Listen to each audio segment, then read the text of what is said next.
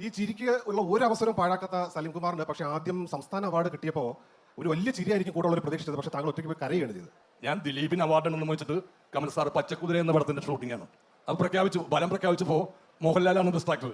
അതോടുകൂടി അവിടെ ഒരു മ്ലാനതയായി. കാരണം മോഹൻലാലിന് ബെസ്റ്റ് ആക്ടർ കിട്ടിയ നമുക്കൊരു ബുദ്ധിമുട്ടില്ല, അദ്ദേഹം അർഹതപ്പെട്ടതാണ്. പക്ഷെ ദിലീപിന് കിട്ടിയില്ലല്ലോ, അയാൾ മുമ്പിൽ നിൽക്കുകയാണ്.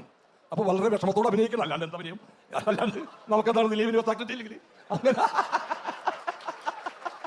രണ്ടാമത്തെ ഫലം വന്നപ്പോഴാണ് second best actor Salim Kumar എന്ന് പറഞ്ഞപ്പോൾ ഒരു ഭയങ്കര കയ്യടിയായിരുന്നു.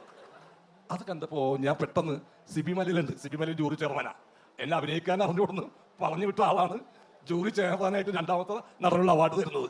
അത് കണ്ടപ്പോൾ കാലത്തിൻ്റെ ഒരു കളി എന്ന് വെച്ചാൽ അത് ഭയങ്കരമാണ്. അപ്പോൾ നമ്മളൊന്നിലും നിരാശപ്പെടരുത്.